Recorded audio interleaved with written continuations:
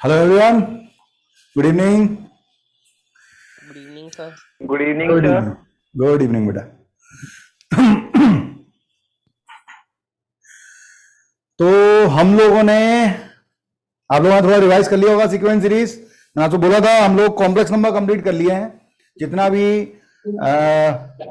था थ्योरी में टाइप 1 में जितना भी जरूरी था वो हम कंप्लीट कर चुके हैं और हम लोग सीक्वेंस एंड सीरीज पे वापस आ रहे हैं.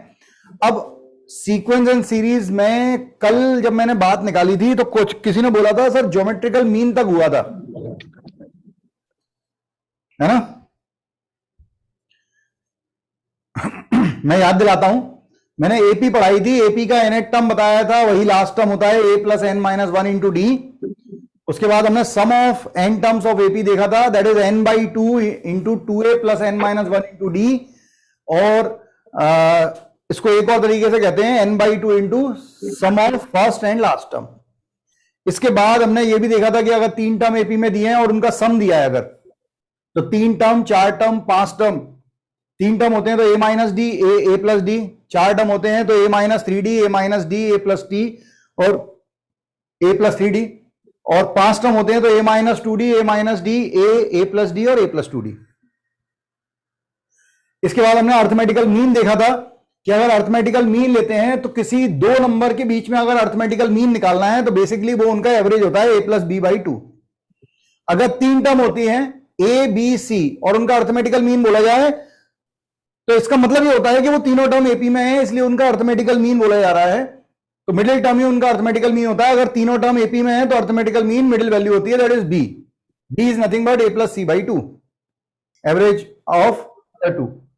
अगर हमसे ये बोला जाता है कि कोई दो नंबर है ए और बी और हमें एन नंबर इंसर्ट करने हैं, एन अर्थमेटिकल मीन इंसर्ट करने हैं, इसका मतलब होता था कि हम ए से लेके बी के बीच में ऐसे एन नंबर रख रहे हैं जिससे कि पूरी सीक्वेंस किसमें हो, एपी में हो. ये हमने पढ़ा था, मैं दोबारा रिपीट कर रहा हूं वो थ्योरी, ठीक है, आपको याद आ रहा हो शायद. तो हमने ये सीखा था कि अगर ए से बी के बीच में,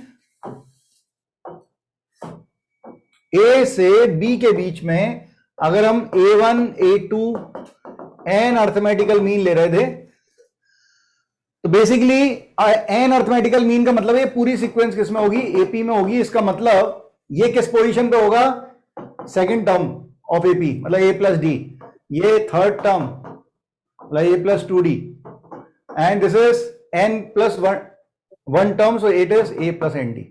तो हमने ये भी सीखा था कि अर्थमेटिकल मीन में जो लिखा जाता है वही डी के साथ मल्टीप्लाई में आता है.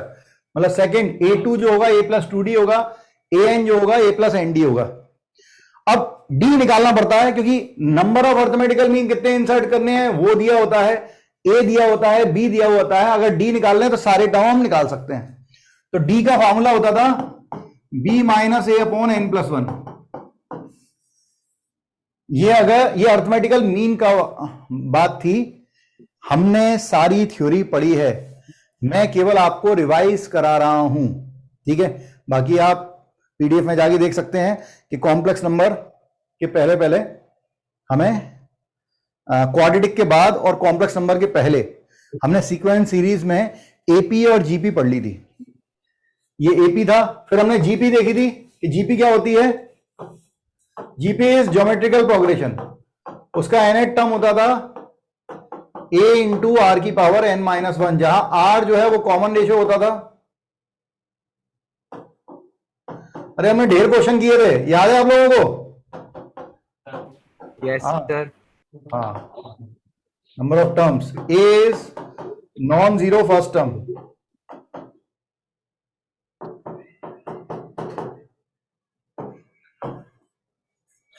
इसी एनेट टर्म को हम लास्ट टर्म बोलते थे. तो अगर आपसे कोई बोलेगा कि 10 टर्म ऑफ जीपी निकालो, so it is a into R की पावर 9. ए और आर दिया होगा, आपसे कहा जाए भाई 21st टर्म निकालो तो a इंटू आर की पावर 20. अगर एपी में आपसे कोई, एपी में अगर आपसे कहेगा कोई कि भाई एपी है और 10th टर्म निकालो तो it is a plus 9D, ठीक है. और अगर जीपी में आपसे कहेगा कि 10th टर्म निकालो तो a इंटू आर की पावर 9. फिर हमने ये भी सीखा था कि अगर 3 टर्म जीपी में दिए 3 टर्म जीपी में दिए हैं, 3 टर्म, 4 टर्म या 5 टर्म जीपी में दिए हैं, और उनका प्रोडक्ट गिवन है, product of term given, product of terms are given. अगर प्रोडक्ट गिवन है तो 3 टर्म्स इन जीपी, तो ये होता था ए बाय आर, ए और A R. 4 terms in GP, so it is a by r cube, a by r, ar और ar cube, और 5 terms in gp, so that was a by r square, a by r, ar square। तो इसमें जो मैंने आपको एक extra बात बताई थी कि जब 3 टर्म होती हैं तो कॉमन रेशियो, इसका जो कॉमन रेशियो होता है वो r नहीं होता, यहां पर तो r होता है, यहां पर r स्क्वायर होता है और यहां पर r होता है। मतलब दिस अपॉन दिस अगर हम करें तो ये r आ रहा है, लेकिन दिस अपॉन दिस अगर हम करेंगे तो r स्क्वायर आएगा, दिस अपॉन दिस करेंगे तो r आएगा। कॉमन रेशियो ऐसे निकाला जाता है, जैसे अगर टर्म लिखी हुई है 2, 4, 8, 16, 32, they are in GP, this upon this equal to है this upon this equal to है this upon this, because they are in GP. अगर एपी हो तो ये 2, 4, 6, 8, 10, तो हम डिफरेंस देखते थे, this minus this equal to this minus this equal to this minus this. इसमें डिवीजन देखते हैं, इसमें सब्ट्रैक्शन देखते हैं। ये हमने जीपी के nth टर्म के बारे में पढ़ा था, ठीक है। इसके बाद हम बात करते हैं जीपी की समेशन पढ़ा था, सम ऑफ जीपी। जीपी के सम में अगर n टर्म्स का सम था a इंटू आर की power n minus 1 upon R minus 1, या 1 माइनस आर की power n upon 1 minus R, वो भी ले सकते हैं। जीपी है a plus A R square up to A R की power n minus 1, sum of n terms, sum of n terms of GP. और अगर इनफाइनाइट टर्म्स का सम देखते थे तो ये होता था a upon 1 minus R, means sum of infinite terms ऐसे लिखा होगा, it is a plus A R square up to infinity. याद है सम ऑफ इनफाइनाइट टर्म्स कब बनती थी, क्या कंडीशन होती थी? जब कॉमन रेशियो r 1 से छोटा हो। बहुत बढ़िया, r जो है वो -1 से 1 के बीच में होता था, बिल्कुल सही बात है। ये हमने पढ़ा था, इसका क्वेश्चन किए थे काफी सारे। उसके बाद हमने ज्योमेट्रिकल मीन पढ़ा, वो आखिरी चीज थी जो हमने पढ़ी थी, ज्योमेट्रिकल मीन। तो ज्योमेट्रिकल मीन में हमने बोला था कि अगर 2 नंबर है तो इनका ज्योमेट्रिकल मीन अगर निकालना है तो बेसिकली हम इसके बीच में एक नंबर रखना चाहते हैं जिससे कि तीनों टर्म किसमें हो जाए, जीपी में हो जाए। तो तीनों टर्म अगर जीपी में होंगी तो this upon this equal to this upon this होगा, मतलब जी बाय ए जो है वो बी बाय जी होगा, means G square equal to A B होगा। मतलब जी जो है वो रूट ए बी होता है, ठीक है। लेकिन अगर हमें 3 टर्म दे देगा कि 3 टर्म का जीपी ज्योमेट्रिकल मीन निकालो, तो ज्योमेट्रिकल मीन होता है क्यूब रूट ऑफ एबीसी। ये स्क्वायर रूट होता है, ये क्यूब रूट होगा, 4 टर्म होंगी तो 4 रूट होगा, मतलब g इज इक्वल टू होगा 4th रूट, या ऐसे भी लिख सकते हो A B C D whole power 1/4, ठीक है। लेकिन अगर हमें ए और बी 2 नंबर दिए जाते और हमसे कहा जाता n ज्योमेट्रिकल मीन इंसर्ट करने हैं, तो हम क्या करते, हम कहते हैं ये इस तरह से ज्योमेट्रिकल मीन इंसर्ट करने, मतलब ये किसमें हो जाए, जीपी में आ जाए, ये टर्म किसमें हो, जीपी में। ए से लेके A G1 G2 up to Gn and B are in GP. तो अगर ये जीपी में है तो this upon this equal to R होगा, कॉमन रेशियो होगा। मतलब G1 जो होगा, G1 वैसे तो बड़ा मजेदार है, लेकिन ये होगा ए आर, G2 जो है वो होगा ए आर स्क्वायर, Gn जो होगा ए आर की पावर n, ठीक है। और यहां पर ध्यान रखना n, यहां पर सब जगह n जो था वो नंबर ऑफ टर्म्स थी,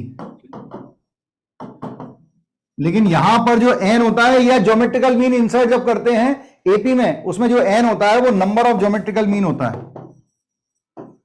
ज्योमेट्रिकल मीन इंसर्ट, जितने नंबर ऑफ ज्योमेट्रिकल मीन हम इंसर्ट कर रहे हैं दैट इज एन। तो यहां पर अगर हमें ए पता है तो अगर आर मिल जाए तो हम ज्योमेट्रिकल मीन निकाल सकते हैं। तो कॉमन रेशियो होता था बी बाय ए होल पावर 1/n+1। अगर यहां से हम आर निकालते थे और उसके बाद हम ज्योमेट्रिकल मीन देते थे, ये हमने पढ़ लिया था यहां तक, शायद सब लोगों को याद हो यहां तक। Yes sir. ठीक है, तो हमें हार्मोनिक प्रोग्रेशन, हार्मोनिकल मीन और उनके बीच में रिलेशन और फिर समेशन, मेन कंसेप्ट अभी बाकी रह गया है। बहुत सारा समेशन सीरीज के क्वेश्चन बाकी रह गए हैं। हमने केवल इनफाइनाइट और एपी और जीपी की सीरीज देखी है। एपी जीपी की कंबाइंड सीरीज होती है, स्पेशल सीक्वेंस होती है 4 तरीके की, जो एडवांस और मेंस में है। तो मैं एक दो क्वेश्चन पहले ज्योमेट्रिकल मीन के करा देता हूं, एंडिंग के छोटे छोटे से, जिससे आपको याद आ जाएगा। ठीक है, थोड़ा रिदम बन जाएगा। छोटे छोटे क्वेश्चन, हाँ ट्राई करें।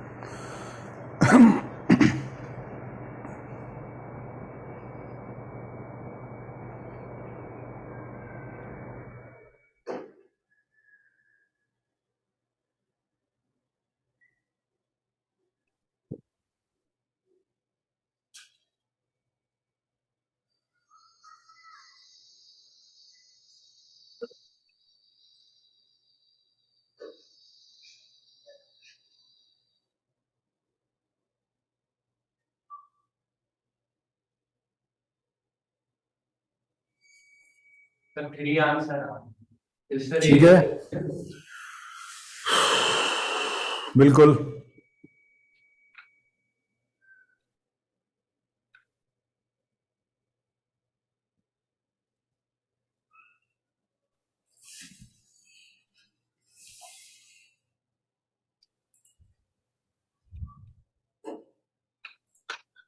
क्या बात है, आज आगरा सेंटर पे बच्चे कम क्यों हैं? वाई? तो बारिश हो रही है। तो बारिश थोड़ी है।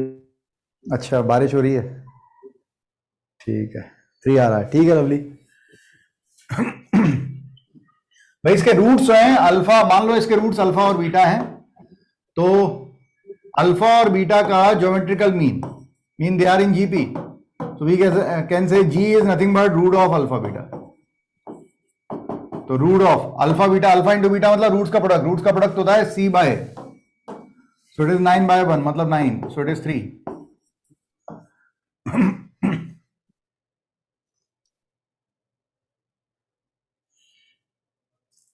ठीक है, आगे बढ़ते हैं, एक क्वेश्चन और।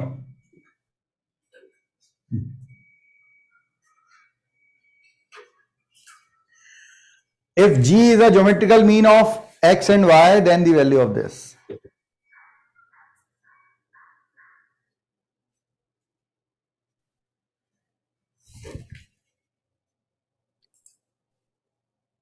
ठीक है पीयूष,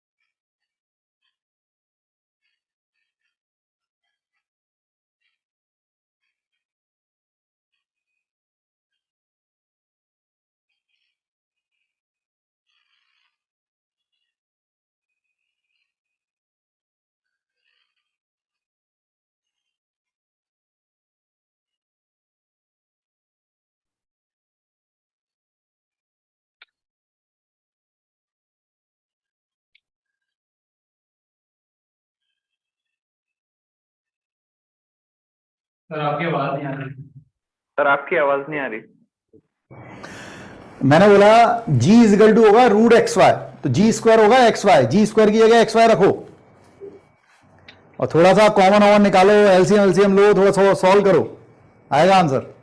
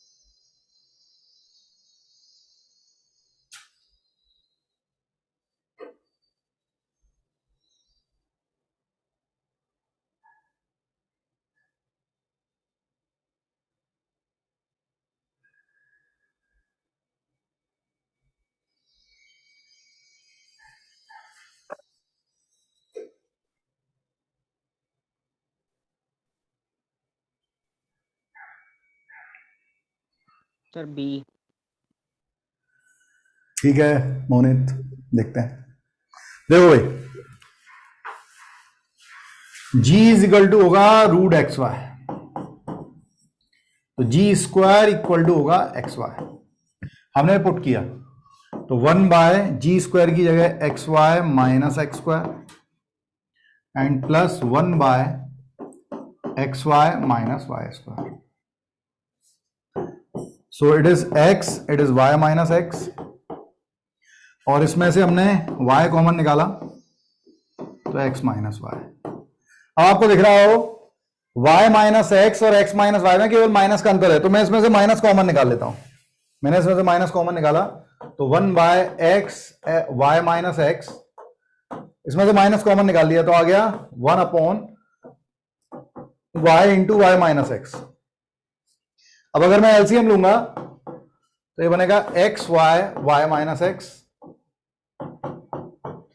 और ये तो कॉमन था तो y इधर जाएगा एक्स इधर जाएगा, so it is y minus X, so this will be cancel out, it is 1 by X Y, 1 by X Y, X Y कितना था जी स्क्वायर था, so it is 1 by G square. B option सही है। ठीक ठीक है आदित्य, लेकिन जहां लिख लें जल्दी से, हम लोग आगे बढ़ेंगे थ्योरी में, हम लोग एचपी देखेंगे, हार्मोनिकल प्रोग्रेशन।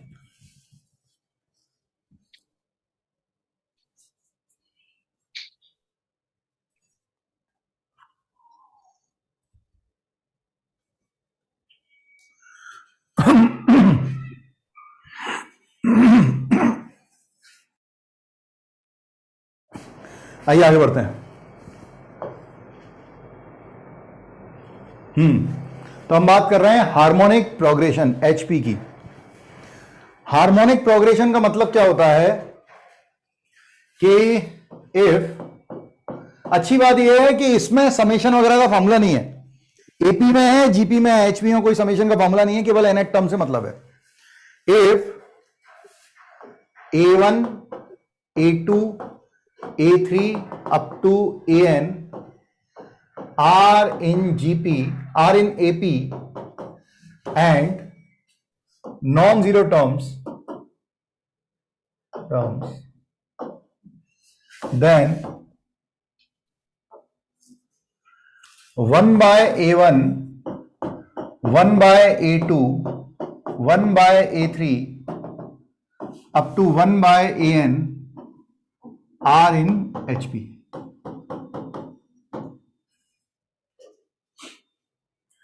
मतलब क्या निकला कि एपी की रेसिप्रोकल क्या कहलाती है, एचपी कहलाती है।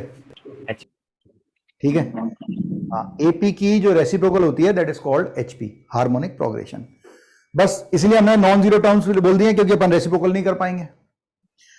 तो अगर आपसे कभी भी ये बोला जाए कि H सॉरी, अगर कभी आपसे ये बोला जाए कि टेंथ टर्म ऑफ एचपी, तो टेंथ टर्म ऑफ एचपी क्या होगा? 1/10th term of AP. Am I right? Yes, क्योंकि sir. है तो एपी का ही रेसिप्रोकल। तो हमसे अगर nth टर्म बोलेगा कि nth term of HP it is 1/a plus n minus 1 into D. अब होता यह है कि जनरली अगर हमसे ये गिवन नहीं करता है कि कोई टर्म एचपी में है या नहीं, वो 10th टर्म बोल रहा है, 12th टर्म बोल रहा है, तो हम रेसिप्रोकल करके ही जवाब देते हैं। अगर हमें पहले से दिया हो कि कोई टर्म एचपी में है, ठीक है, अगर हमें पहले से दिया हो कुछ टर्म एचपी में है, तो उसमें अगर हम 10th टर्म निकालेंगे तो पहले हम उसे एपी में बदलेंगे, मतलब उनका रेसिप्रोकल करेंगे, तब वो एपी में आएगी। अभी उल्टा हो रहा है, मतलब 99% क्वेश्चन ऐसे ही बनाए जाते हैं कि अगर आपको कभी भी बोला कि 10th टर्म है, 12th टर्म है, एपी में, एचपी में है, तो 12th टर्म क्या होगी? 1/a प्लस 11d एचपी की, मतलब कुल मिला के उसका रेसिप्रोकल। जैसे इस पे एक दो क्वेश्चन करते हैं पहले, फिर आपको समझ में आएगा, ठीक है? ये लिख लें, मैं एक दो क्वेश्चन बताता हूं।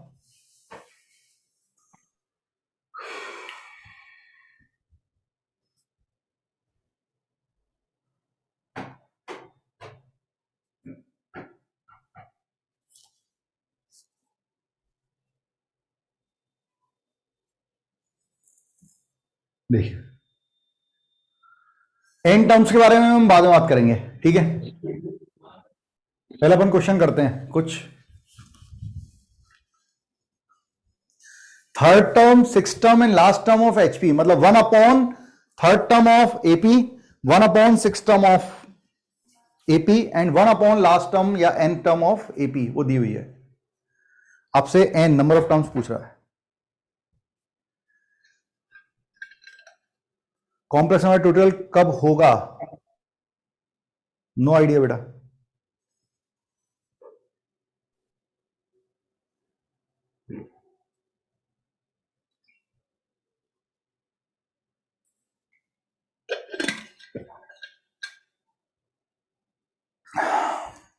क्यों रहते, क्यों चाहिए ट्यूटोरियल? तो एक बार टेस्ट से पहले हो जाता तो सर्च पे टेस्ट से पहले बेटा मुश्किल से 3 लेक्चर का तो पढ़ाया है, आगे बढ़ा के देख लेगा तो भी समझ में आ जाएगा। मतलब होगा वो ठीक है, लेकिन कब होगा मुझे आइडिया नहीं। जब मेरे उसमें शेड्यूल में आएगा तो मैं पढ़ा दूंगा। बाकी 3 लेक्चर का है ये, जैसे सीक्वेंस सीरीज है, इसका ट्यूटोरियल तो पूछे तो दिक्कत है कि भैया बहुत बड़ा चैप्टर है या क्वाड्रेटिक बड़ा चैप्टर है, वो तो 3 लेक्चर का है। आगे आगे बढ़ा के देखेगा तब भी बन जाएगा। मेरी सलाह है बस, बाकी होगा 100%, ऐसा नहीं हो सकता कि नहीं हो। मे बी फ्राइडे को होता है ना वैसे ट्यूटोरियल शायद, तो ऐसा कोई डे फिक्स नहीं, कभी ऐसे भी हो ही जाता है। ठीक है, अच्छा ठीक है, मुझे आइडिया नहीं है।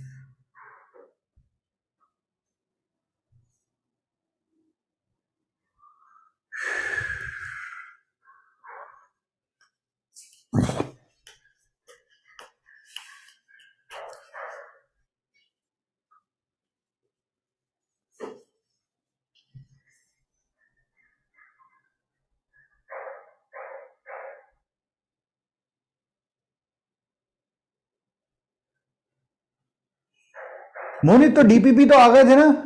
मैंने तो उसके लिए बोला था, वो कुछ ट्रिग्नोमेट्रिक इक्वेशन के वो नहीं आए थे वीडियोस, तो वो मैंने करवा दिए थे, और वो डेट भी बता दी थी कि 25th वाला डाला हुआ है जो इनइक्वालिटी वाला है। सर उसको हमने चेक करा था सर, उसमें आए नहीं। सर हमने उसकी रिकॉर्डिंग देखी सर, उसमें नहीं थे। देखो, हाँ मतलब मैंने भी चेक किया था बेटा, आ गए थे, वो बच्ची भी बता रही है, सही बता रही है।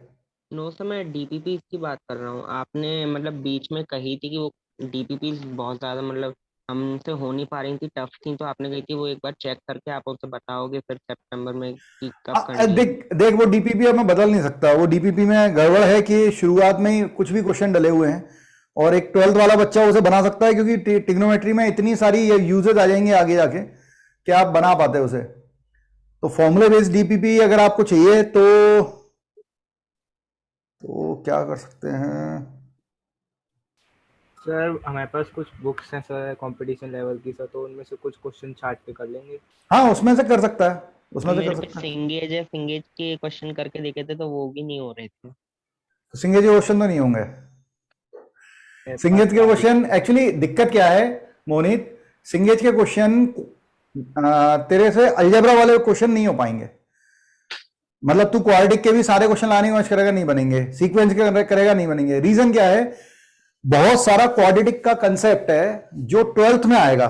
मतलब क्वाड्रेटिक चैप्टर नहीं आएगा, लेकिन 12th का बहुत सारा पोर्शन है जो क्वाड्रेटिक से बनेगा। अब तो मैं ये वो की कह रहा हूँ। हाँ, ये डिफरेंस जो है वो सिंगेज या कोई और कंपटीशन नहीं समझता। अलजेब्रा में यही दिक्कत है। सीक्वेंस एंड सीरीज में सीरीज और भी तरीके की सीरीज होती है। आपको सीक्वेंस सीरीज कह के सारी सीरीज दे देते हैं किसी भी बुक में। मतलब वो बाइनोमियल की भी सीरीज डाल देंगे, वो लॉग की सीरीज, एक्सपोनेंशियल की सीरीज, जो कुछ 12th क्लास में है वो भी डाल देते हैं। बाइनोमियल अभी आगे आगे पढ़ेंगे, उसकी भी सीरीज डली होगी। तो ये दिक्कत है, इसलिए सिंगेज वगैरह से नहीं बनेगा। लेकिन हाँ, फॉर्मूले बेस्ड क्वेश्चन बना सकता है तू। ट्रिग्नोमेट्री में भी सर लॉग के क्वेश्चन है, क्या बच्चे? तो क्वालिटी तो के ऐसे question क्वाड्रेटिक में भी लॉग के क्वेश्चंस हैं। नहीं, क्वाड्रेटिक में लॉग के क्वेश्चन होना गलत नहीं है, लॉग की सीरीज के क्वेश्चन नहीं होंगे। लॉग के क्वेश्चन तो होने चाहिए क्वाड्रेटिक में, क्योंकि लॉग तो हमने पढ़ा था ना, लॉग कैसे सॉल्व करते हैं। जैसे वो हो रहे थे, लेकिन सर एक दो क्वेश्चन नहीं हो पा रहा था लॉग का हाँ, क्वालिटी। अगर एक दो क्वेश्चन नहीं हो पा रहे हैं तो मुझे बता दिया करो। मैंने आपसे शुरू से बोल रखा है, आप मुझे बता देंगे कि सर मैं हमारे पास डाउट क्रिएट हो गए हैं, मैं आपका ग्रुप ओपन कर दूंगा, उसमें डाल दीजिए, अपन नेक्स्ट लेक्चर में उसे डिस्कस कर लेंगे। आपने बता दिया अगर इकट्ठे हैं, अब मैं ओपन करता हूं ग्रुप, उसमें से 2-3 क्वेश्चन डलते हैं तो फिर मतलब नहीं होता। सर नेक्स्ट वीक में कर देना। हाँ, नेक्स्ट वीक में कर लेंगे, ठीक है, उसमें दिक्कत नहीं है। और आज क्या 22 है ना, मुश्किल से 2 से 10, 2 to 7 के बीच में मेरी बुक भी आ जाएगी। अलजेब्रा की भी बुक आ रही है, जैसे कैलकुलस की बुक मैंने निकाल रखी है फ्री बुक, ऐसे ही अलजेब्रा की भी फ्री बुक आ जाएगी। उसमें ट्रिग्नोमेट्री रहेगा, sequence and series, trigonometric equation, quadratic, ये सब रहेंगे उसमें क्वेश्चन, इसके अलग अलग चैप्टर वाइज। तो आप प्रैक्टिस के लिए उसका भी यूज कर सकते हो, फिर दिक्कत नहीं आएगी। इसका आंसर 100 आ रहा है। 100 आ रहा है, ठीक है। थर्ड टर्म मतलब 1/a+2d इज इक्वल टू 1/3, मतलब a+2d इक्वल टू हो गया 3। ऐसे ही 6th टर्म 1/5d होगा, इक्वल टू 1/5 होगा, तो हम लिखेंगे a+5d इक्वल टू है 5। दोनों को कर देते हैं सब्ट्रैक्ट, -3d इक्वल टू -2, तो d इक्वल टू हो गया 2/3।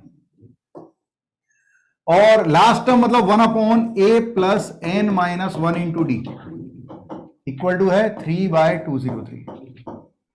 मतलब a, अच्छा d की वैल्यू 2/3 रख दो तो 4/3, तो a हो गया 3 - 4/3, सो इट इज 5/3। यहां से a+n-1 into D equal to है 203/3। तो a है 5/3, n-1, d है 2/3, दिस इज 203/3। 3 हट जाएगा तो 5 + 2n-2 इक्वल टू 203। तो ये हो गया 3, ये दोनों हो गए 3 उधर से कट जाएगा, तो 2n इक्वल टू आ रहा है 200, सो n की वैल्यू आ रही है 100। ठीक,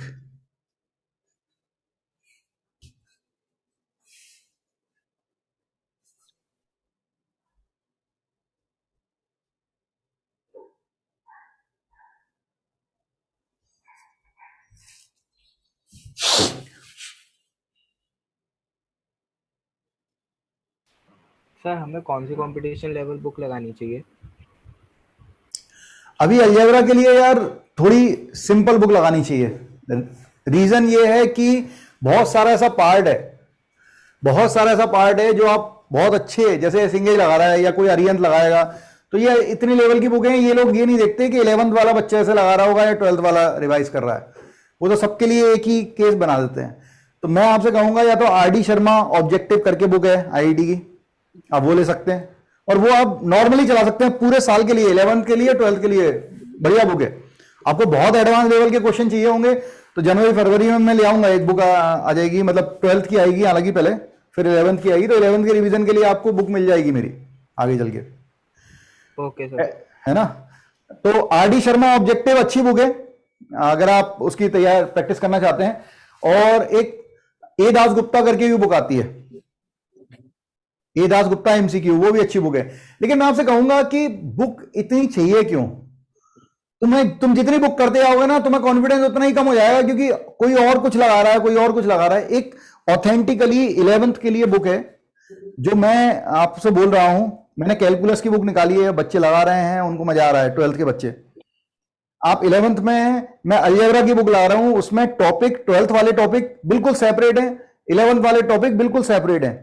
आप 11th की ट्रिग्नोमेट्री लगाओगे, उसमें आपको 11th का ही मिलेगा, 12th वाला पोर्शन नहीं मिलेगा। एक हाथ क्वेश्चन मिल जाए तो मिल जाए। तो आपकी प्रैक्टिस, आप डीपीपी लगा रहे हैं, वो नहीं बन रही तो आप मेरी जो बुक है वो लगा लें, उसके बाद मॉड्यूल आपको मिला हुआ है वो लगा लें, और उसके बाद प्रीवियस ईयर लगा लें, दैट्स इट। इससे ज्यादा करने की जरूरत नहीं है, इतना काफी है। और बाकी आपकी मर्जी, अगर आपको किसी बुक को ही लगाना है तो 11th के अलजेब्रा के लिए आरडी शर्मा ऑब्जेक्टिव या गुप्ता, क्या कब आएगी आपकी बुक? अलजेब्रा की बुक आ जाएगी बेटा, मतलब फर्स्ट वीक ऑफ अक्टूबर में आ जानी चाहिए। मतलब आज 22 है तो 10 के पहले पहले आ जानी चाहिए अक्टूबर में। प्रिंटेड क्या? तो वो ई बुक होगी या फिर नॉर्मल मतलब प्रिंटेड? वो ई बुक होगी, तू उसे डाउनलोड कर सकता है और प्रिंट आउट निकाल सकता है, और उसके जो उसमें आंसर के साथ रहती है वो बुक, तो तू क्वेश्चन के साथ आंसर देख ले। अगर तेरे को कोई क्वेश्चन फंस रहा है तो उसका वीडियो आएगा, तो उसका वीडियो देख के अपने क्लियर कर लेना। जैसे अभी हम कैलकुलस की बुक में निकाली हुई है, तो उसके हर चैप्टर के वीडियो में डालते जा रहा हूं, तो जिसको दिक्कत आती है वो वीडियो देख लेता है, कहानी खत्म। हाँ भाई, मैं इंसर्शन तो ये बाद में बताऊंगा, सब लोग ध्यान से सुने। एक तो ये हुआ कि आपसे एक क्वेश्चन हमने जो किया, आपसे nth टर्म पूछ रहा था, ध्यान से सुनना, दोनों में थोड़ा सा कंफ्यूजन पैदा होता है। आपसे nth टर्म बोल रहा है एचपी की, तो हम तो ये मान के चलते हैं कि भैया एपी का रेसिप्रोकल है, ठीक है। ये तब हम मान रहे हैं कि एपी से ही एचपी निकली है, और ये बिल्कुल सही है, एपी का रेसिप्रोकल ही एचपी है। लेकिन आपको वो पूछ ही नहीं रहा कि एपी का रेसिप्रोकल करना है। अगर वो आपको गिवन कर रहा है कि A1 A2 A3 up to AN are in HP, वो शुरू ही नहीं कर रहा है एपी से। मतलब अगर आपसे कहा है कि 10th टर्म ऑफ HP, तो हमें पता है, आपसे कोई कहेगा भाई 10th टर्म ऑफ HP, तो आप कहोगे सर एपी का रेसिप्रोकल होता है, तो 10 टर्म एपी का होता है A+90, तो उसका रेसिप्रोकल करके लिख दो, बात खत्म, ठीक है। लेकिन आपसे अगर डायरेक्टली बोल रहा है कि भैया मेरे पास n टर्म्स है HP की, तो उसकी nth टर्म क्या होगी, या उसका कॉमन, उसको मतलब कैसे सॉल्व करूं मैं, उसकी मुझे इसमें से 4th टर्म निकालनी है, तो अब गड़बड़ है, क्योंकि हमें एपी नहीं दी हुई है, ठीक है। तो मुझे क्या करना पड़ेगा, मुझे बोलना पड़ेगा कि if they are in HP, then 1/A1 1/A2 1/A3 up to 1/AN are in AP। HP का रेसिप्रोकल AP में होगा, AP का रेसिप्रोकल HP में होगा। लेकिन अब अगर आपको पहले से गिवन होगा और आपको रेसिप्रोकल लेना पड़ा, अब बात बदल गई। अब फर्स्ट टर्म, पहले फर्स्ट टर्म A1 बन रही थी, लेकिन अब क्योंकि AP जो है उसका रेसिप्रोकल बनी है, तो फर्स्ट टर्म ऑफ 1/A1 है। अगर क्वेश्चन में एक से ज्यादा टर्म, nth टर्म या 10th टर्म या 4th टर्म बोला तब तो ठीक है, लेकिन आपको एक से ज्यादा टर्म दे दी कि 3 टर्म 4 टर्म HP में है, तो वो HP की सीक्वेंस से ही शुरू कर रहा है, तो आपको उसका रेसिप्रोकल AP में बोलना पड़ेगा। अब अगर मैं बोलूंगा कि इसका फर्स्ट टर्म क्या है, AP का फर्स्ट टर्म है 1/A1, तो HP का फर्स्ट टर्म है A1। तो अगर मैं लास्ट टर्म बोलूंगा कि ये पोजीशन है 1/A1, समझना, ये AP की फर्स्ट टर्म, AP की सेकंड टर्म क्या होती है, first term plus D। Agree है क्या? Yes sir. है ना, ये AP में है ना भाई, तो 1/A2 क्या होगा, 1/A1 plus D, 1/A3 1/A3 नहीं, 1/A3 जो है वो किसमें है, AP में है, तो 1/A3 थर्ड टर्म है, सो it is first term plus 2D। इसी तरह से 1/AN जो होगा वो होगा 1/A1 plus n-1 into d, because they are in AP। तो हम कहेंगे कि 1/AN अगर है 1/A1 plus n-1 into d, तो AN मतलब nth term of HP is 1/1/A1 plus n-1 into d. तो बदला कुछ नहीं है, केवल ये जो फर्स्ट टर्म है ये रेसिप्रोकल करके लिखनी पड़ रही है, क्योंकि अभी सीक्वेंस जो है वो हमें किसमें दी थी, पूरी नंबर्स ऑफ सीक्वेंस जो है वो हमें किसमें दी थी, HP में दी थी।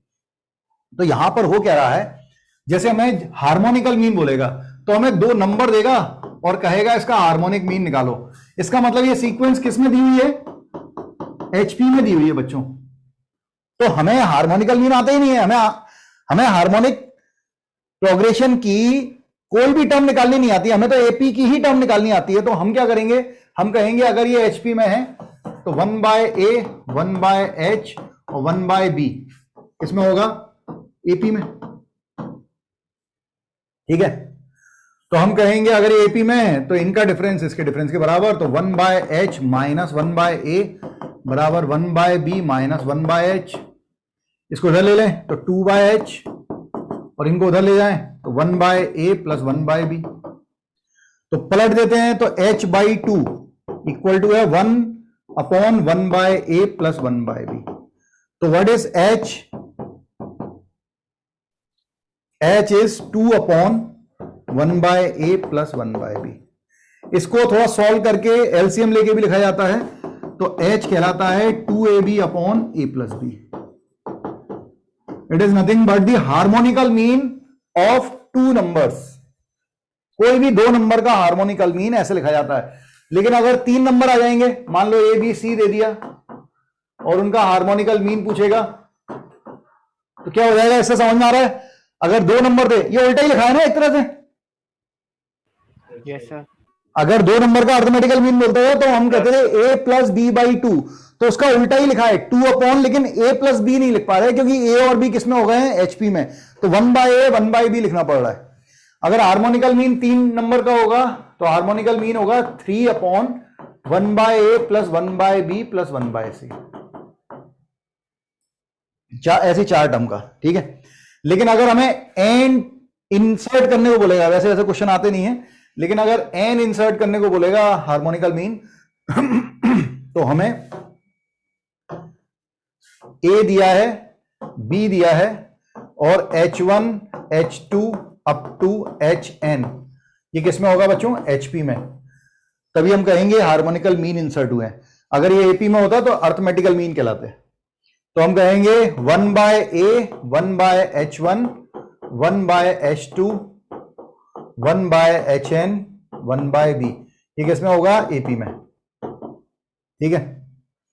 अब AP में मतलब फर्स्ट टर्म है 1/A, 1/H1 क्या होगा, 1/A प्लस D, अरे AP में सेकेंड टर्म है, सेकेंड टर्म क्या होती है, फर्स्ट टर्म प्लस D, ये 1/A प्लस 2D, ऐसे चलेगा।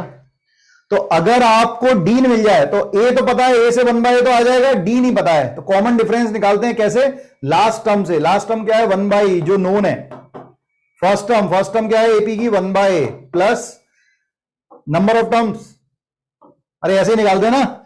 लास्ट टर्म क्या होता है, first term plus number of terms minus 1 into D। तो नंबर ऑफ टर्म्स टोटल कितनी है, n प्लस 2। n तो हार्मोनिकल मीन इंसर्ट किए हैं और दो टर्म ये, तो n प्लस 2 टर्म है, तो n प्लस 2 माइनस 1, तो D कितना आ जाएगा, D into n plus 1 equal to हमारे पास हो गया 1/B minus 1/A। So D is nothing but 1/B minus 1/A upon n plus 1। देखो बहुत ज्यादा अंतर नहीं दिखेगा, केवल टर्म रेसिप्रोकल हो रही है। अगर हम अर्थमेटिकल मीन इंसर्ट करते थे तो D आता था B minus A upon n plus 1। इसमें और इसमें केवल ये अंतर आ रहा है कि हर टर्म को हम डिवाइड बाय 2 करके लिख रहे हैं। Kindly right. इसमें इंपोर्टेंट कौन कौन सा है वो मैं बता देता हूं, इसको याद रखिए, इसको याद रखिए, ठीक है, ये आपको याद रहे तो ठीक है। ये 2 चीजें बहुत काम की हैं, ये यूज होते हैं, प्लीज लिख लें। तो एक बार ये लास्ट वाला पार्ट फिर से बता दीजिए। अगर हमने ए और बी कोई भी 2 नंबर दिए हैं, हमें 2 और 10 दिए हैं और कह रहा है उसके बीच में 5 हार्मोनिकल मीन डालो, इसका मतलब है हम 5 हार्मोनिकल मीन लिखेंगे। इसका मतलब है सारी सीक्वेंस किसमें होनी चाहिए, एचपी में, तभी हार्मोनिकल मीन होगा। अगर ये सारी सीक्वेंस जीपी में हुई तो ज्योमेट्रिकल मीन कहलाएगा, अगर ये सारी सीक्वेंस एपी में हुई तो अर्थमेटिकल मीन कहलाएगा।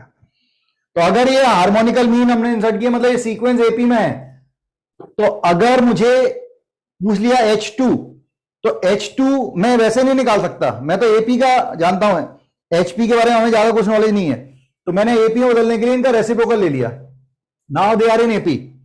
तो कितनी नंबर ऑफ टर्म्स है, n+2 टर्म है, ठीक है, और ये एपी में है, तो एपी की कॉमन डिफरेंस कैसे निकालें, ये फर्स्ट टर्म है एपी की, ये सेकंड टर्म है, तो फर्स्ट टर्म होती है, अगर इसे कैपिटल ए बोलूं तो ये होगा capital A plus D, capital A plus 2d, capital A की जगह 1/a है तो 1/a 1 plus 1/a plus D 1/a plus 2d, तो मुझे डी निकल जाए तो हार्मोनिकल मीन निकाल दूंगा। तो डी कैसे निकलेगा, तो एपी का डी कैसे निकलता है, हमें लास्ट टर्म दिया है, मतलब nth टर्म, फर्स्ट टर्म दिया है, लास्ट टर्म क्या होती है 1/a, nth टर्म क्या होती है, what is an, it is a plus n minus 1 into d if number of terms are n, यहां पे नंबर ऑफ टर्म्स n+2 है, तो last term equal to first term plus n+2 minus 1 into d, तो यहां से n+1 into D हो गया, ये इसको उधर ले गए और डिवाइड कर दिया। यहां पर n क्या है, number of harmonical mean insert in A and B, insert between A and B। Okay. हाँ, लिख लें।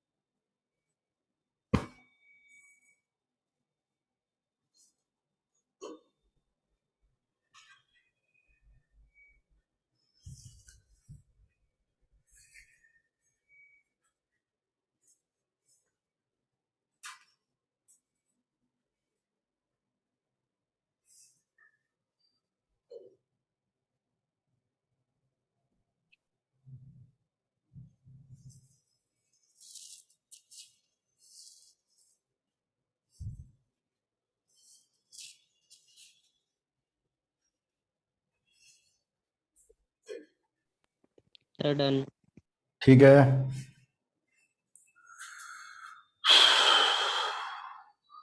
तो आओ क्वेश्चन क्वेश्चन खेले, 1-2 क्वेश्चन इसके भी करते हैं। ये क्वेश्चन हो चुका था, ये क्वेश्चन आपके सामने है। दो नंबर्स का हार्मोनिकल मीन h है, आपको बता चुका, तो इसकी वैल्यू निकालनी है। वैल्यू पुट करें और आंसर दें।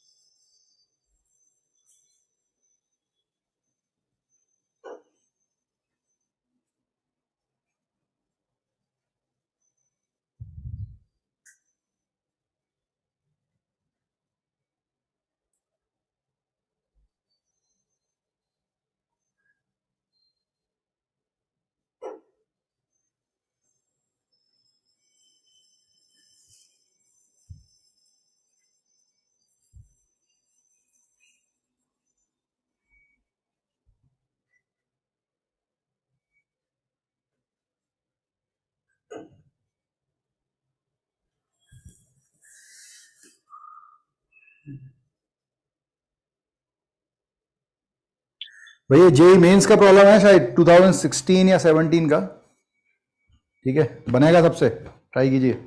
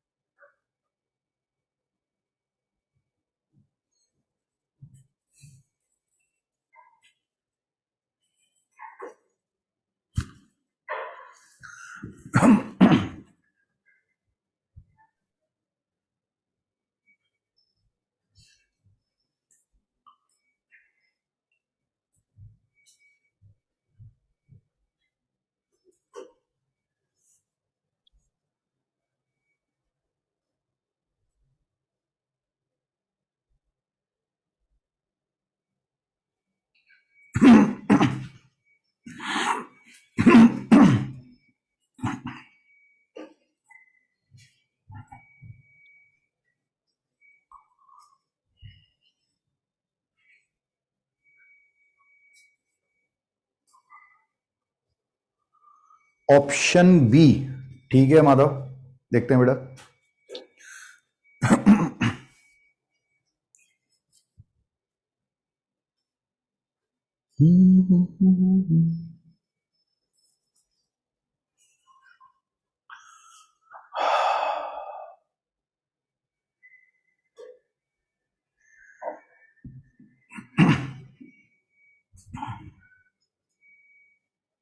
सभी आ रहे हो। ठीक है,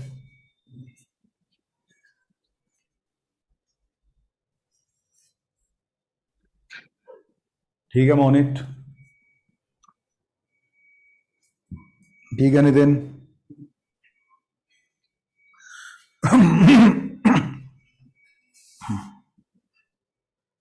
ठीक है Piyush,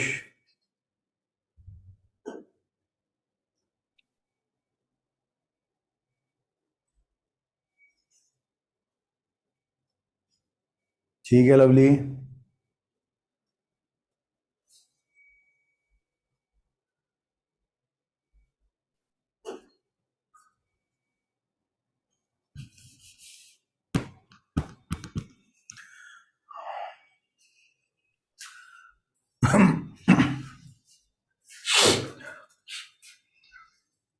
H is equal to, जितना मुझे याद है, 2/1/a प्लस 1/b था, और इसे हमने ऐसे लिख लिया था 2ab/a प्लस b। तो मैंने H की जगह पुट कर दिया, तो 2ab/a plus b plus a upon 2ab/a plus b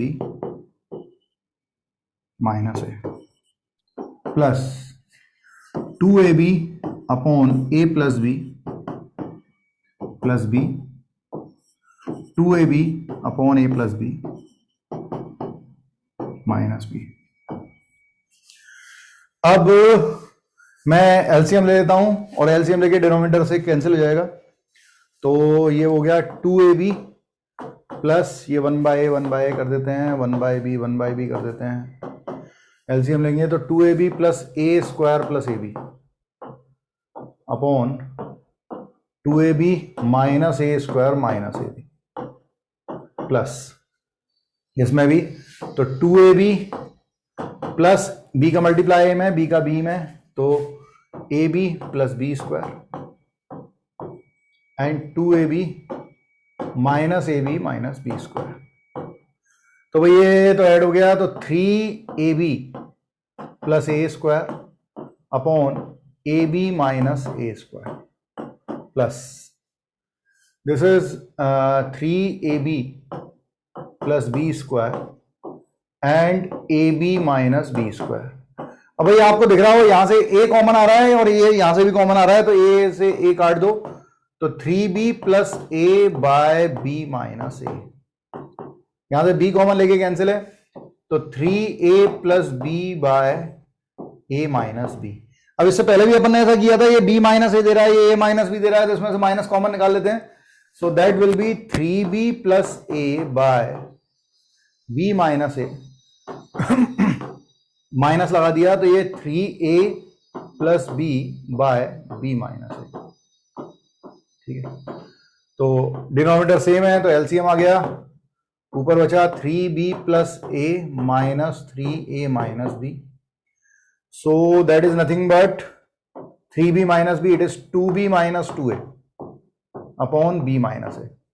तो अगर आपको दिख रहा हो कि 2 कॉमन निकालते हैं तो b माइनस a से b माइनस a कैंसिल, तो सभी लोगों का आंसर सही है, B option is right answer.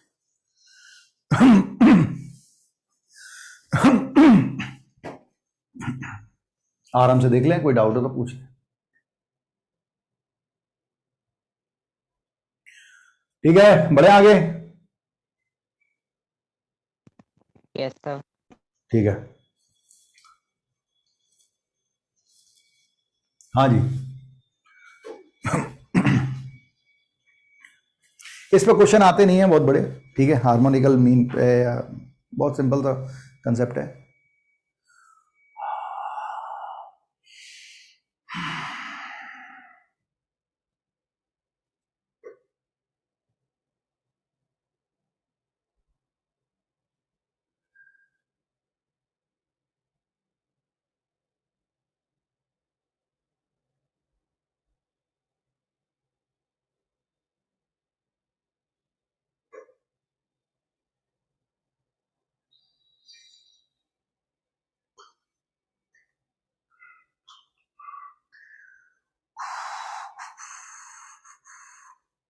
ठीक है मोनित,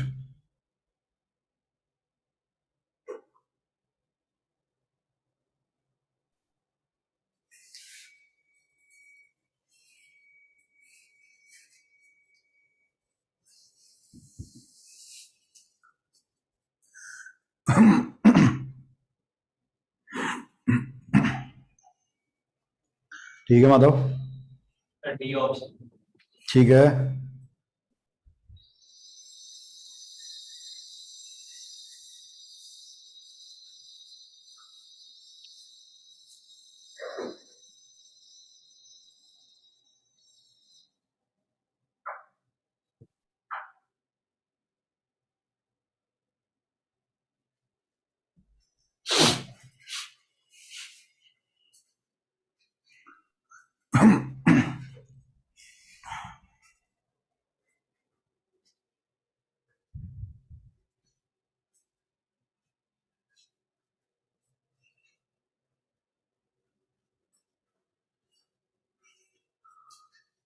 अल्फा बीटा इसका रूट है, तो 2 नंबर का हार्मोनिकल मीन अभी हमने लिखा था 2 alpha beta upon alpha plus beta, तो 2 इंटू रूट्स का प्रोडक्ट c बाय मतलब 11 एंड रूट्स का sum it is minus b by तो 10, so 2 5s answer is 11/5। Very very very simple, ठीक है, केवल फॉर्मूला बेस्ड कॉन्सेप्ट है।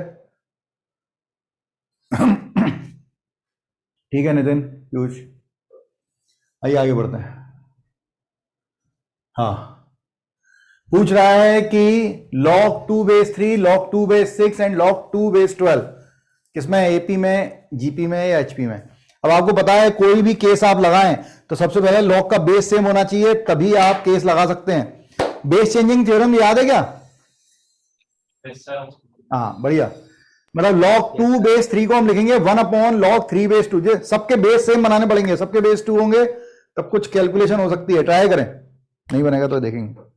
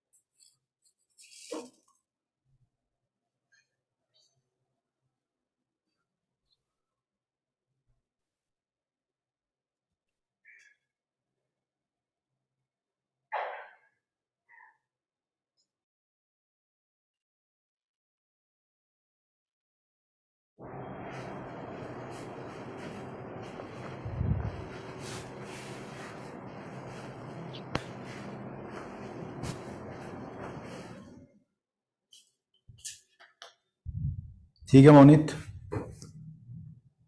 C option. ठीक है।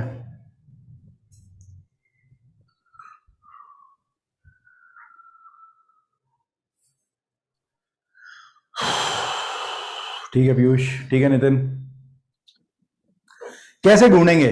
तो सबसे पहले प्रॉपर्टी है लॉग की कि लॉग में कोई भी ऑपरेशन तब लगता है जब उसका बेस सेम हो, तो इनकी वैल्यू सेम है, तो बेस में लाने के लिए इसे ऐसे लिखना पड़ेगा कि क्वेश्चन ये है, अब this is a right question, answer नहीं क्वेश्चन, तो क्वेश्चन ही चल रहा है।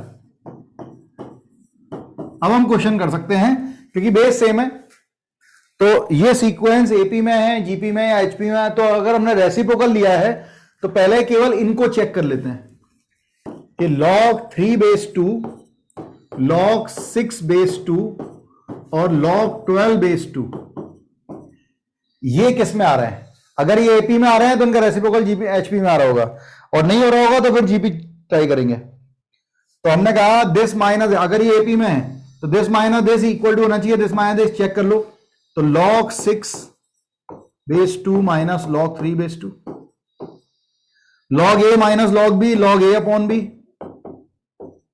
सो log 2 बेस 2 ये 1 आ रहा है, इसे चेक कर लेते हैं, तो log 12 minus log 6 base 2, so log 12 by 6 base 2, log 2 base 2 again 1, तो यस दे आर सेम। तो अगर ये इनका डिफरेंस सेम आ रहा है मतलब ये क्या है, ये एपी में है, तो इनका रेसिप्रोकल जो दिया है ये किसमें होगा, एचपी में होगा। तो इस तरह ये क्वेश्चन भी देखे जाते हैं, देख लें, लिख लें। ठीक है पीयूष,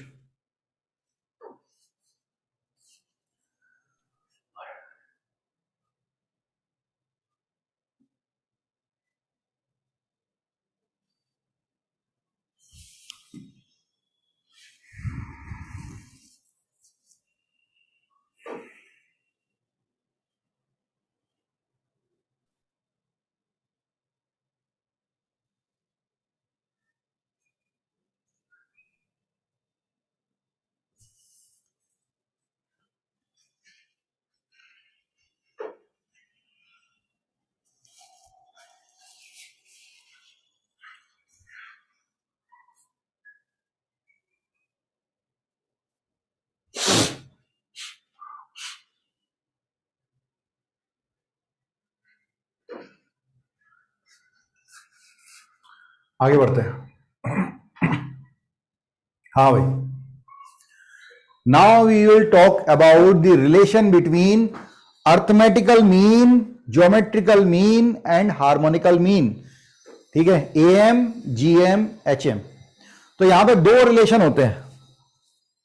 एक रिलेशन तो ये है, इसके बारे में बाद में बात करेंगे, पहले रिलेशन ये वाला है, इसके बारे में बात करें। ठीक है, कि ए जी एच किस में होते हैं? जीपी में होते हैं। अगर दो नंबर के लिए बात कर रहे हैं तो कोई भी दो पॉजिटिव नंबर अगर हैं तो उनका ए मतलब अर्थमेटिकल मीन, उनका ज्योमेट्रिकल मीन और उनका हार्मोनिकल मीन आर इन जीपी। तीन नंबर जीपी में होते हैं तो क्या होता है? मिडिल वाला उसका बाकी दोनों का ज्योमेट्रिकल मीन होता है, मतलब G square equal to A B होता था, हमने देखा था। यहां पर हम बात कर रहे हैं दो नंबर की, तो देखो दो नंबर का पहले वाला केस देख रहे हैं, ए कितना होगा? A plus b by two, ये अर्थमेटिकल मीन। ज्योमेट्रिकल मीन में जी स्क्वायर इक्वल टू क्या होगा? A B.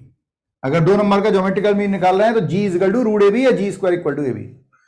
और अगर हार्मोनिकल मीन निकाल रहे हैं so it is 2ab upon A plus B.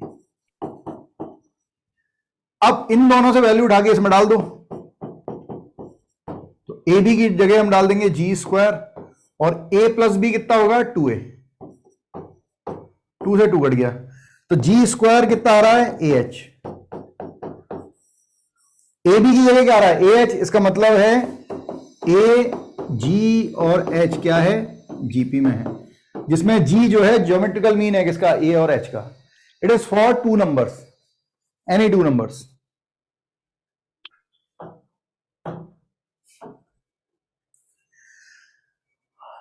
इसके अलावा जो सेकंड केस है ये बहुत बहुत बहुत इंपॉर्टेंट केस है। मैं ये तो ठीक है, ये तो डेरिवेशन है, इसे याद रखा जाता है। क्वेश्चन इस पे आते हैं, आज हम इस पे क्वेश्चन करने वाले हैं, कैसे क्या बनते हैं उसे भी समझेंगे। पहले ये समझें कि कोई भी दो नंबर है, दो नंबर जरूरी नहीं है, 3 नंबर, 5 नंबर, 10 नंबर, पहले दो नंबर के बारे में सुनो।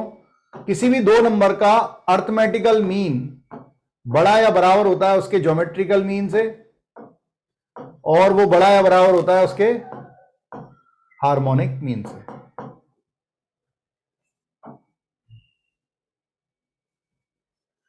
सिमिलरली अगर 3 नंबर हुए तो 3 नंबर का ज्योमेट्रिकल मीन बड़ा या बराबर होगा 3 नंबर के, अर्थमेटिकल मीन बड़ा या बराबर होगा 3 नंबर के ज्योमेट्रिकल मीन से। 1/3 हो जाएगा, यहां पर 1/2 था। और 3 नंबर का harmonical mean 3 upon 1/a plus 1/b plus 1/c। It is all for 3, 4, 5, इस तरह से। ये बेसिकली प्रैक्टिकली अप्रोच से निकला है, आपने कभी पढ़ा होगा, लेकिन हाँ अभी उतना आया नहीं है। इलेक्ट्रिसिटी जो है 12th में है ना, वो भी 12th में ही आना है, इसे लिख ले। मैं इसके क्वेश्चन करवाने वाला हूं। अगर आपको नंबर सम में दिए होंगे और अपन को प्रोडक्ट में लेना होगा तो हम एएम और जीएम का यूज करेंगे। सबसे ज्यादा फेमस एएम जीएम है, एएम इज ग्रेटर और इक्वल टू जीएम। अच्छा एक बात और, इक्वलिटी होल्ड, और ध्यान रखना है they all are positive. A B c, अगर 3 ले रहे हैं, 2 नंबर ले रहे हैं, वो सब क्या होंगे? पॉजिटिव नंबर है, तभी अपन अप्रोच लगा रहे हैं। And note that equality hold when all numbers are equal। Equality तभी होल्ड करती है जब सारे नंबर क्या हो? बराबर हो।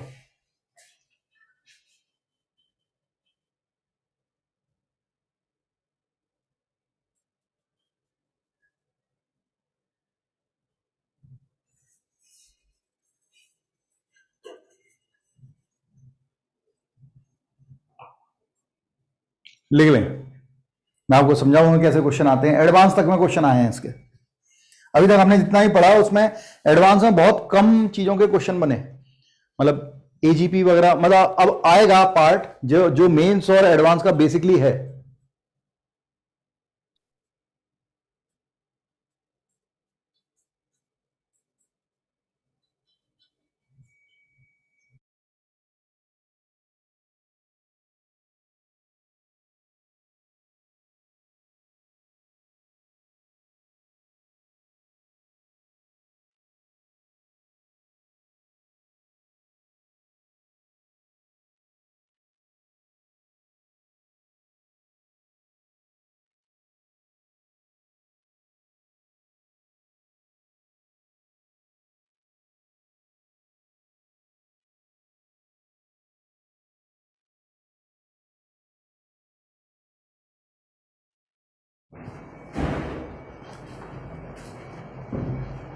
हो जाए तो बता दीजिएगा, अपन आगे बढ़ेंगे।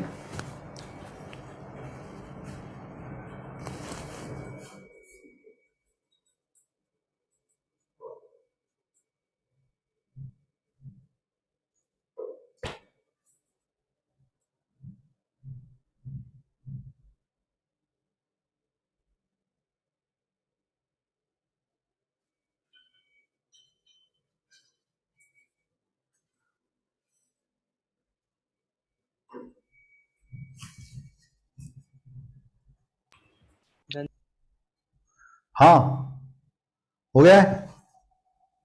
नो सर सर एक अभी लिखे हैं, लिखे।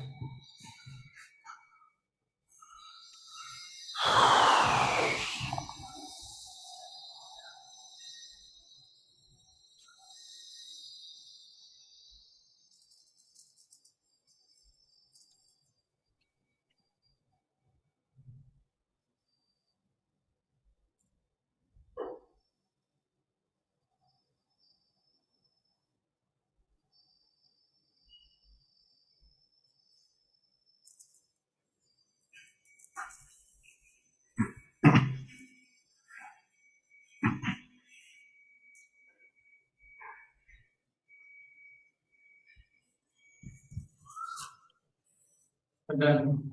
ठीक है, यस बेटा। ठीक है बेटा,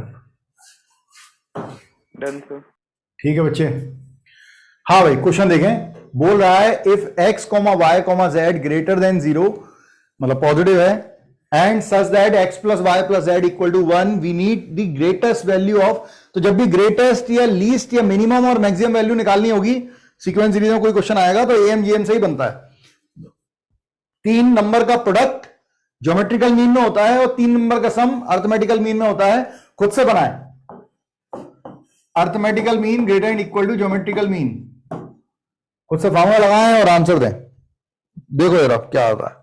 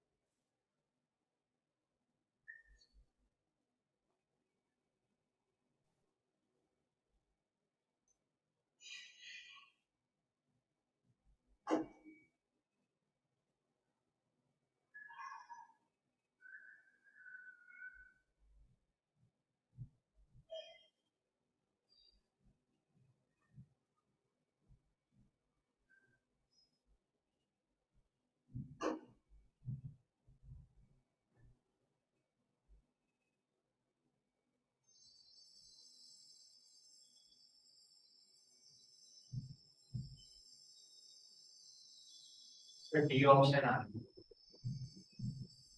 yes sir, D D option. D आ रहा है, ठीक है, देखते हैं।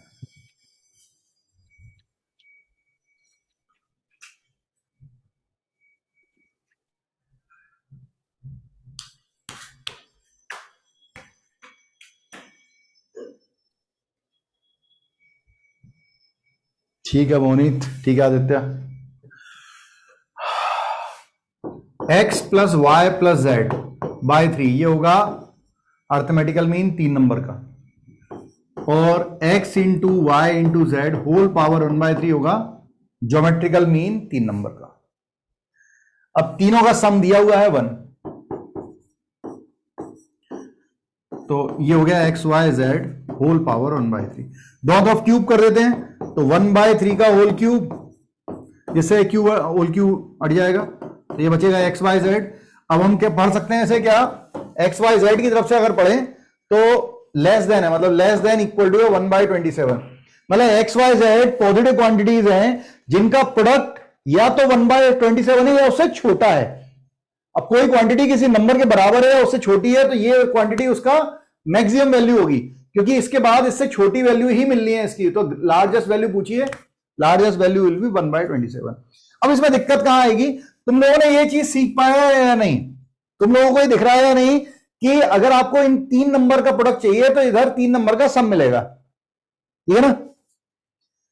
तो अगर मैं यहां पर आपसे x into Y into z into डब्ल्यू बोलूंगा होल पावर मान लो 1/4, तो आप समझ जाओगे कि इनका सम इधर आ रहा होगा। बहुत सिंपल सी बात है, अर्थमेटिकल मीन, ये तो ठीक है, ये तो बहुत सिंपल था है। लेकिन कभी अगर ऐसा आ गया तो x square Y Z whole power 1/4, अरे एक्स 2 बार है तो इस तरफ भी एक्स 2 बार होना चाहिए ना, मतलब ऐसा होना चाहिए x प्लस एक्स बिल्कुल y प्लस जेड बाय 4, मतलब हमसे इसकी वैल्यू पूछे अगर इसकी ग्रेटेस्ट वैल्यू तो हम कहेंगे यहां पे X square into Y into Z आ रहा है तो यहां पर x 2 बार आएगा, तभी यहां पर प्रोडक्ट में 2 बार आएगा, तभी एक्स स्क्वायर बनेगा अगर हमसे इसकी ग्रेटेस्ट वैल्यू पूछ रहा है तो। लेकिन क्वेश्चन में आपको इसी तरह का दिया होगा, मतलब यही क्वेश्चन में अगर मैं आपसे ग्रेटेस्ट वैल्यू इसकी ना पूछ के एक्स स्क्वायर वाई जेड की पूछता, अगर मैं ये value x square Y z की पूछता तो आपका जवाब ये होता कि sir x square Y z है तो यहां पे x plus Y plus z आएगा, तभी 2 बार यहां पे होगा तो 2 बार का प्रोडक्ट करेंगे, मतलब x into Y into z तभी आएगा। लेकिन यहां पर गड़बड़ हो जाएगी क्योंकि हमें तो x plus Y plus z 1 दिया है तो यहां पे एक एक्स बच जाएगा, तो क्या करें। तब तीनों नंबर को इक्वेट करेंगे, कहाँ उससे मैक्सिमम वैल्यू आएगी। क्या करेंगे, तीनों तो तीनों नंबर को इक्वल करके मैक्सिमम वैल्यू आ जाएगी, तीनों इक्वल हो जाएंगे एएम जीएमएच। नहीं, हमें कैसे पता कि तीनों इक्वल होंगे सर क्योंकि मैक्सिमम वैल्यू पूछी है ना, तो उसमें मैक्सिमम जीएम हमेशा एएम से छोटा होगा, तो एएम के बराबर जब होगा तभी मैक्सिमम वैल्यू होगी। तो तेरे हिसाब से सबकी वैल्यू 1/3 1/3 1/3 रख दे, आंसर आ जाएगा। सर 1/3 की मतलब उसमें 4, हाँ नहीं 1/3, भाई तीनों इक्वल होने चाहिए ना, यस 1/3 तो 1/3 प्लस 1/3 प्लस 1/3 प्लस 1/3 मतलब 4/3, मतलब 4 कैंसिल हो जाएगा। तेरे हिसाब से 1/3 plus 1/3 plus 1/3 plus 1/3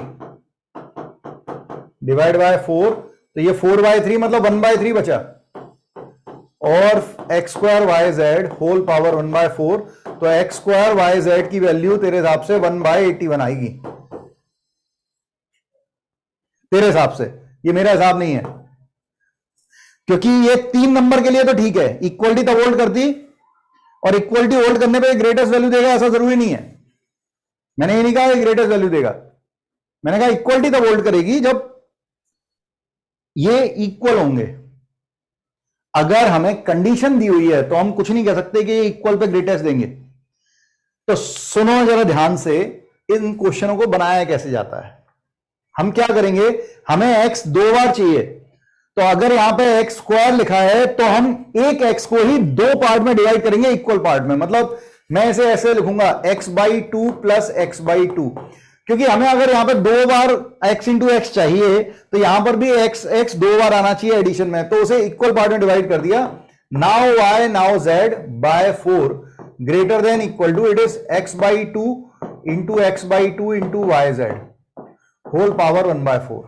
now it is x plus Y plus Z, अरे है तो x ही ना ये, तो x plus Y plus Z ही लिखा है, तो इसकी वैल्यू 1 थी तो ये 1/4 ही बनेगा, और इधर ये होगा x square Y Z whole power 1/4 and this is 4 की पावर 1/4 मतलब 2 की पावर 1/2, तो x square Y z power 4, या जगह कम है, 1 मिनट रुको। अच्छा यही क्वेश्चन है, अगर समझ में आया तो बना ले। क्या कर रहे हैं, x/2 x/2, Y plus z by 4। अरे ये समझ में आ रहा है सबको, ये क्यों कर रहे हैं? सर आपकी स्क्रीन फ्रीज हो गई थी। ये हम इसलिए कर रहे हैं क्योंकि यहां पर हमें एक्स स्क्वायर बनाना है और यहां पे हम एक्स्ट्रा एक्स ले नहीं सकते, क्योंकि यहां पर प्रोडक्ट में वही चीज आती है जो इधर एडिशन में होती है। अब यहां पे हम 2 अगर एक्स लेंगे, एक्स प्लस एक्स, तो 3 x plus Y plus z की वैल्यू तो 1 हो जाएगी, एक एक्स बच जाता। तो ऐसे केस में बीच का रास्ता निकाला गया है कि हमें एक्स स्क्वायर चाहिए यहां पे, मतलब एक्स यहां पे 2 बार मिलने चाहिए तभी यहां पे प्रोडक्ट में आएगा। तो एक्स को ही 2 इक्वल पार्ट में डिवाइड कर लिया। अगर यहां पे एक्स क्यूब चाहिए होता, अगर यहां पे एक्स क्यूब होता तो हम एक्स को 3 इक्वल पार्ट में डिवाइड करते, x by 3 plus x by 3 plus x by 3, जिससे कि उसका समेशन एक्स रहे और प्रोडक्ट में 3 बार दिखाई दे। अंडरस्टूड? Yes sir. ठीक है, यस सर। ठीक है बच्चे। तो ये हो गया, ये वही है x plus Y plus z, तो 1 हो गया 1/4 ग्रेटर एंड इक्वल टू, ये हो गया x square Y Z by 4 whole power 1/4। दोनों तरफ पावर 4 कर दो तो 1/4 की power 4 greater and equal to x square Y Z by 4। एक 4 कट जाएगा, तो x square Y Z greater and equal to कितना हो जाएगा, 1/4 की power 3। So X square Y Z less और इक्वल टू 1/64। ये आंसर है बेटा। और 1/64 1/81 से बड़ा है, तो इसकी ग्रेटेस्ट वैल्यू जो हमने निकाली थी वो गलत है, वो छोटी आ रही है, उससे बड़ी आएगी। ठीक है, अगर मैं इसी में थोड़ा सा और चेंज करता, मतलब मैं आपसे पूछता x square Y square z, तो तुम क्या करते? सर y को भी वैसे लिख रहे हैं जैसे x को। बिल्कुल सर y2 को भी ऐसे लिखते हैं, y/2 प्लस y/2। बिल्कुल, और उस समय जितनी टर्म हो जाती है, जैसे x को 2 बार लिखते, y को 2 बार लिखते और z सेम रहता, तो ये कितनी टर्म होती? 5, तो डिवाइड बाय 5 और सबका प्रोडक्ट होल पावर 1/5। तो उसका आंसर 1/125 आता। क्या? सर उसका आंसर 1/125 आता। 1/, सर 1/625। नहीं नहीं आता। निकाल के देख इसका क्या आएगा, खुद निकाल के देख इसकी ग्रेटेस्ट वैल्यू।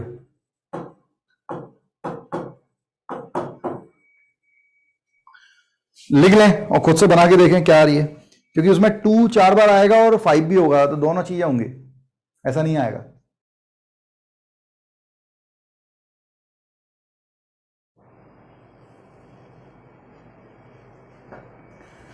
ठीक है मोनित,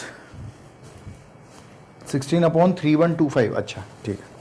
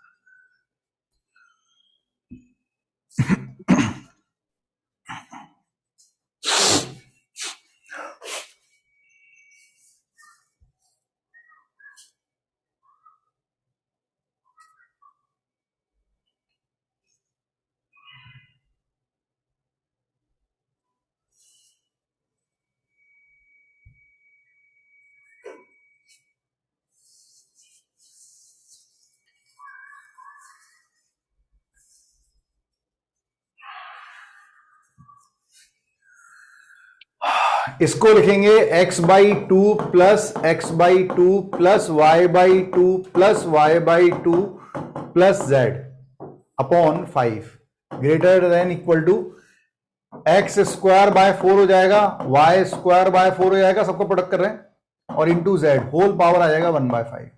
ये अभी भी 1 है, ये 1 है, ये x है, ये y है, ये z है, इनका सम 1 था, तो 1/5 greater than equal to this is x square Y square z whole power 1/5 by 16। Power 5 1/5 की जगह पावर 5 ले लो दोनों तरफ, तो 1/5 की power 5 greater than equal to x square Y square Z by 16। Cross multiply तो x square Y Z less और equal to 16/5 की power 5। This is the greatest value. आराम से तसल्ली से देख ले, समझ में आया हो तो बताइए।